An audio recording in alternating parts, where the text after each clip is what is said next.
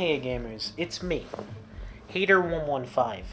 This time, not in a Santa costume for a charity, but just in the charity's t-shirt itself. But we're not talking about that today. Today we're talking about, well, today we're really here for two things. The first one, which you're probably here for, is going to be towards the end of the video. Now, if you'd like to skip straight to that, past my little preamble, a bit of my excuses, and a couple apologies and whatnot, you can go to this timestamp right here and just, enjoy me suffering. Again, I regret what I've done. Unless this video is, of course, just released without the 400i sock eating part, because the 400i came out when I said it would. But that's not what's important. Now, what is important is a couple of the things I want to talk about today, which is, well, first bit's going to be on the history of Star Citizen Leaks, second bit's going to be kind of why we do Star Citizen Leaks, and the third bit's going to be, well, how do we justify what we do here? You can see why I use scripts a lot. I'm not exactly the best at making this on the spot. I mean, I try reading off it, but I don't think you want to see me look back and forth on the screen. Anywho. Let's just get into the edited parts so you can at least not hear me try and make a sentence for another 3 minutes, okay? Star Citizen Leaks, beginning as a spin-off to the subreddit r/Star_Citizen_Leaks, called r/SC Leaks, was made in order to categorize quote-unquote leaked Evocati footage. This began all the way back during the initial cycles of 2.5's Evocati period, with a Reddit post I made collecting accidentally and purposefully leaked footage from the current Evocati build from a variety of sources, such as accidentally unprivated YouTube bug reports, offline footage recorded by using an old exploit which allowed you to download the entirety of a build by simply screwing with the launcher, and some imagery from the now inactive 4chan threads of the game. This was long before the initial SC Leaks Discord, which originally started back midway through the 2017 drought. This Discord was originally created as a way for me and a few others to communicate info efforts, and mostly serve that year as a collection point for finding and data mining the old 2015 build and some additional builds as well. But when 3.3 finally came to Evocati, Discord, of course, blew up. I forgot the final member count that came throughout that period, but it was, I believe, close to 3,000 members. It all ended due to one huge reason: the development build leak of 2017. In the midst of 3.0's Evo cycle, came along a 4chan user who claimed confidently that they were an elite hacker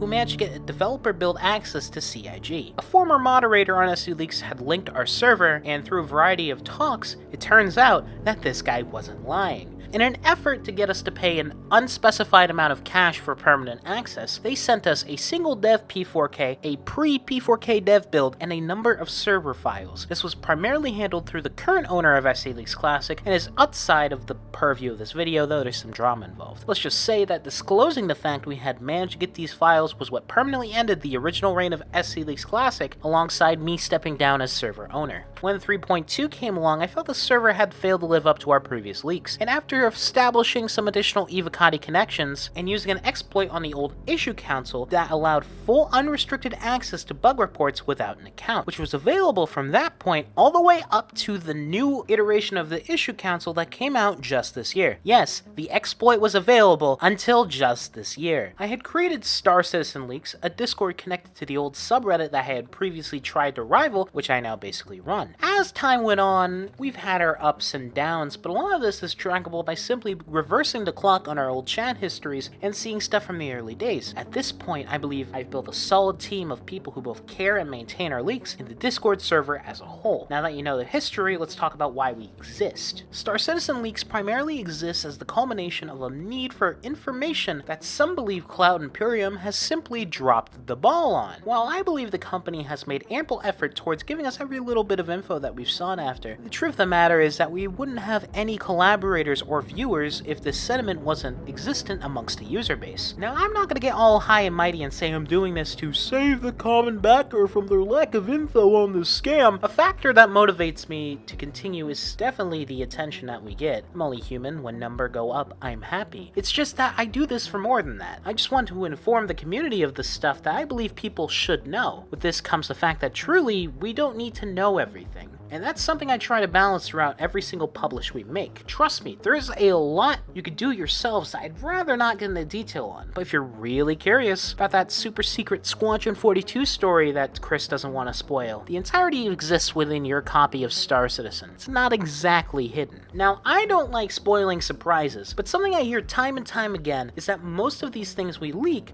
are surprises worth keeping secret. This is where me and a few members of CIG have talked to who are against our activities disagree. Simply put, I believe myself that a lot of this info, especially when it comes to microtransactions that will cost tens of hundreds of actual real-life currencies, should be known about. Like, I hate to sound cynical, but I've never been wowed by someone surprising me with an offer to buy a fake spaceship with real cash. This goes beyond that with features and their implementations. If we know something exists, then it exists. I think community can handle seeing work-in-progress assets, actual work-in-progress assets. It's one of the reasons why I believe the NDA against something as stale as Evocati shouldn't exist. Because seeing true gameplay, no matter how rough it is a lot better than some B-roll from an ISC. To bring up an example, a prominent community manager had argued with me saying that I shouldn't have gone forward and posted a flight scene of someone soaring above the clouds of Crusader due to an IC coming later that day featuring B-roll of the clouds above. I frankly disagree with the sentiment that showing off content A, ruined the showcase, and B, was an inaccurate and inadequate way of representing the game. I firmly believe that putting out something real, like that gameplay, as opposed to something inauthentic,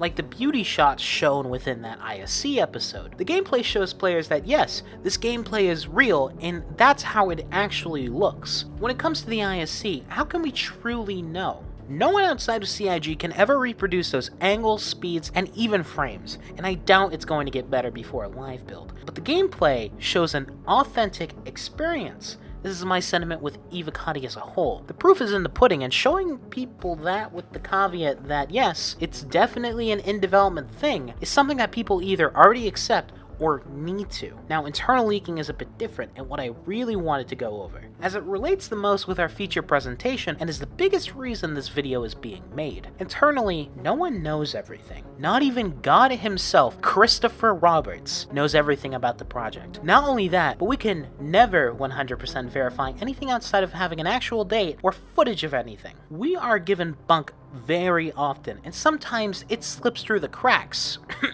The RSI Odin's name and purpose. It's important to understand that if the common employee doesn't know everything, then we definitely don't know everything. This is where accuracy comes back into play. Accurately predicting when something is going to come out is near impossible, but the effects of failing a prediction is something that, while we try to avoid, is often unavoidable.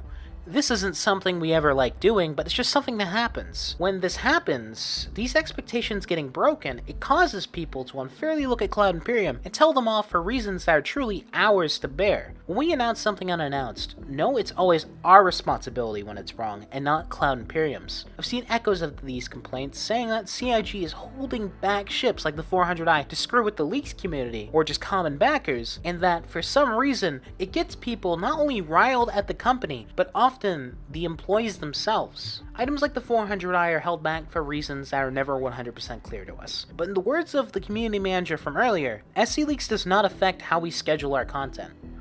Or something like that. I don't have the exact quote right next to me. Delays happen, but when we create this expectation of something happening and it's not met, that should always be our fault. I can go over a number of excuses for why it's still not out. The one truth is, it's not out because it's not ready. From here on, we're going to be looking at our leaks and stop giving out dates. We'll probably give out the general, when do we think it's gonna be done? But know that in development, no one knows when something is going to be done until it's done. We've done this too many times in the past, and we kind of want to stop that. We aren't going to stop leaking, of course, that's... You've seen the channel name. But I believe there's still not enough info out there that could be out. But when it comes to these dates, take them as personal predictions made by the SC Leaks crew, rather than any sort of promised timeline. If something isn't announced, then it's clearly not ready to go. Now that we're back in the flesh again, I want to take a moment to thank everyone for sticking around. YouTube has grown to over 10,000 subscribers, and I truly have to thank each and every one of you for sticking around for so long. It's been about a year here, but on Discord, we've hit 30,000 members over there, or we're close to it. And I want to thank those people there too. That's been around for about 3-4 years. Really, I've been active doing the entire community thing for about 5 years now. And while I'm definitely one of the younger, probably if not the youngest Star Citizen content creator, if you can call me that, I have to thank you for choosing us as a source of information. Yeah, we've gotten things wrong and we've gotten things right, but yeah, you guys chose to stick around. I have to thank you for that. Now, I want to apologize here to any developers that have been insulted, questioned, or just any sort of negative connotations that comes from the fact that we have created false expectations for features and content and release dates in the past. For example, there's the Pyro 2020 release thing with the split release, and then there's there's some SitCon stuff, and of course the 400i, and that stuff is something that just, it's like one of my biggest regrets with when it comes to this entire leaking thing. That's not saying we're gonna, again, like we said earlier, we're not gonna stop leaking.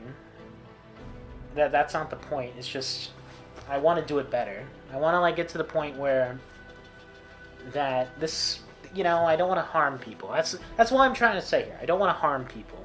No one deserves to get insulted over whether or not your shiny new spaceship has missed its date internally or not. So yeah. Now, our feature presentation.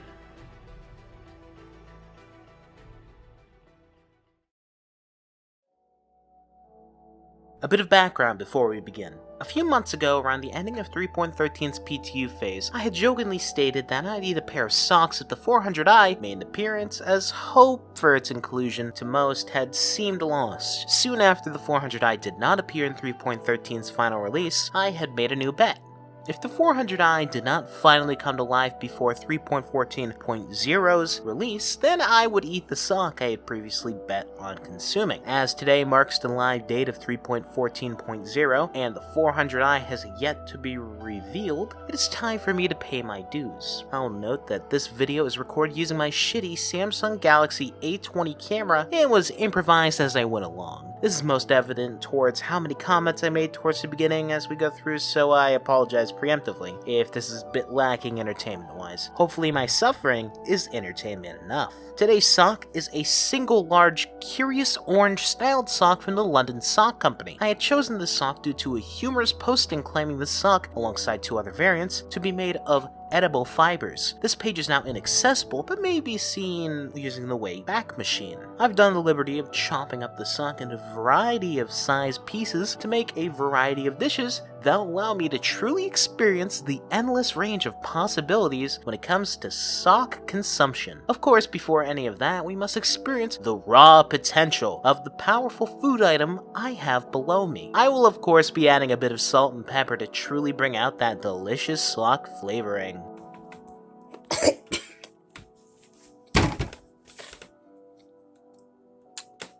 Wow. There's a sock.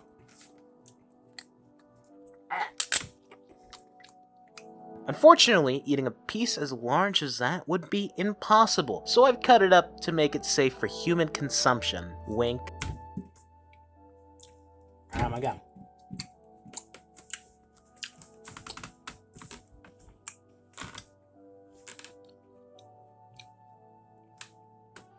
Okay. That tastes like a salty sock. 3 out of 10. Moving on to our second method, we're going to be adding a bit of simple heat with a pan fry. Essentially all we'll need to do is throw on a bit of butter to add on a lovely, creamy, milky flavor to our meal and allow a nice crust to form on our luxury dish. Oh, really starting to bubble now. With the crust I developed, I split the sock in twain to allow easy consumption, add a bit of salt and pepper, and dug in.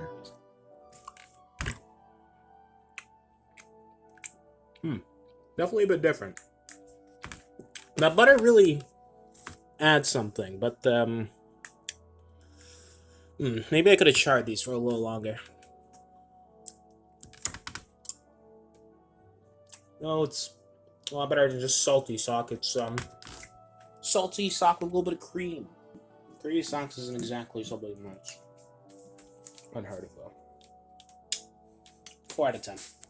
Now that we've had our simpler pan fry, it was time for something a little bit more complex, which I'll allow Camera Me to explain. Now this next recipe is a bit of a simple one, obviously. It's just a nice deep fried sock. Now I don't have enough of a want to really fucking get a deep little pan, so we're just gonna pan fry it together. We're gonna have it right there. Should be fine though. Now throwing together a simple egg wash to allow the coating to stick, it was time to, in the words of myself, we're gonna batter this bitch.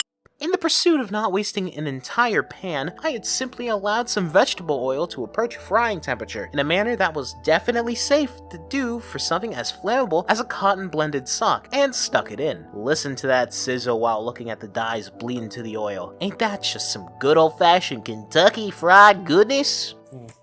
If you told me this is like a fried chicken gizzard or some shit, I'm pretty sure you can convince me to try it. Try this. Just to... Cut once again, it was time to try out our masterpiece. Of course, with the American classic condiment, ketchup. Wow.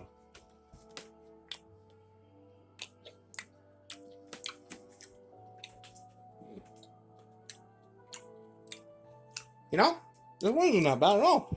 I mean, other than the fact that it's so sock. I mean, with the ketchup, and the fact that they're bite size, like, I can easily swallow these. They're actually going down pretty good. I mean, I have to eat the entire fucking thing, so I'm gonna try and enjoy it, I guess.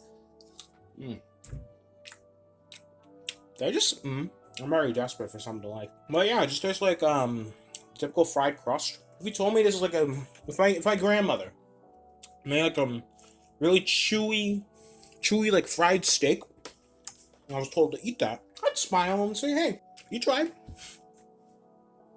That one's a 6 out of 10. Now you might ask me, Hater, are you really going to waste that perfectly good egg? Well, I say to you that no, it was actually really early prep for our 4th prep style, scrambled sock. Simply just throw some chopped up sock into the eggs and start frying like a madman. Let's give these a try.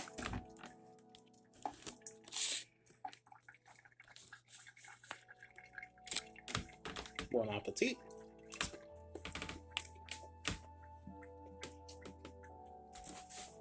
Okay, those are eggs with socks in them. Luckily, the socks are cut small enough that if I just fucking swallow immediately, it's just like eggs. It's just like eggs. I'm gonna tell myself, I gotta eat my veggies before I have dessert. It's still socks and eggs. One last bite.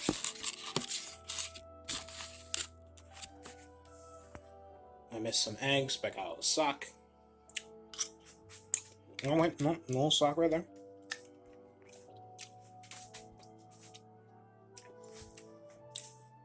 Well, best one so far, 8 out of 10. Now that we've eaten our eggs, it was time for a little dessert to try and kill off the rest of the sock. I'll let Camera Me take it from here. Okay, we're back on Hater's bizarre cooking sock adventure. Now, I have an easy sugar cookie recipe right here. Yeah, that's right. And we're gonna be cooking some fucking sugar cookies. First, we're gonna need our butter. $3.75. 1, 2, anyone, so let's add a 4th one of those. You know your socks are recycled. Huh? Your socks are recycled. My socks are recycled? Who gives a shit? That means potentially this was a cum sock. Potentially. The implication. Vanilla, so we're just gonna put in a glug. That looks fine.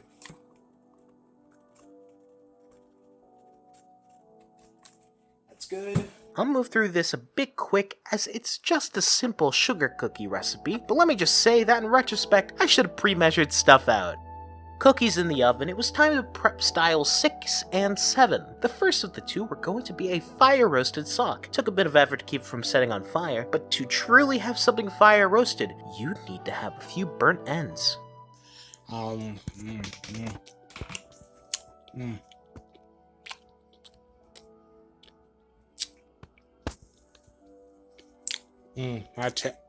That tastes like fucking ash. Who would have guessed? Ah, God, that tastes like ash. Maybe the second piece will be good.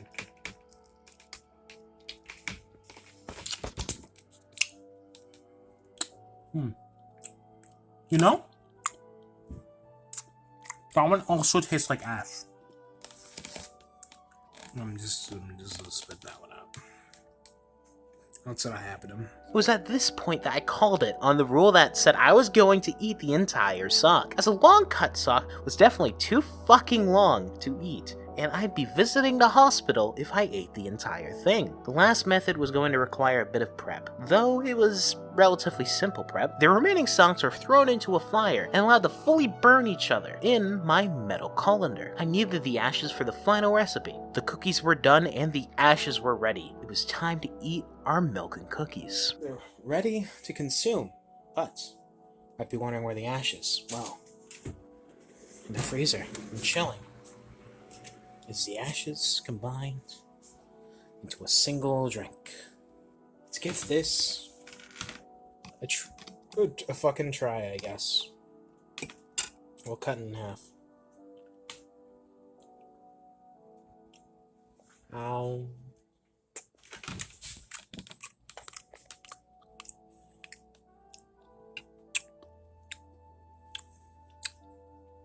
You know, oh, there it is. I want to say you don't even feel the cookie or the sock. You feel the sock. Well, it's there. This ash water is like barely fucking flavorful. Just take the rest of that, I guess. Well, I mean, it's a sugar cookie. It's not bad. That's a 10 out of 10. This is a cookie. Now this represents all the rest of the socks. Because those are being eaten all in one go. No, they're not. But that's just...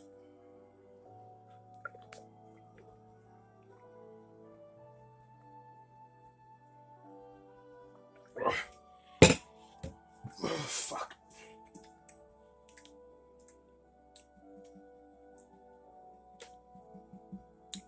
I want to die. In the end, a bet was made. I lost the bet. Did I truly learn anything in this pursuit of madness? Yes. Next time, make a bet I'll know I'll win.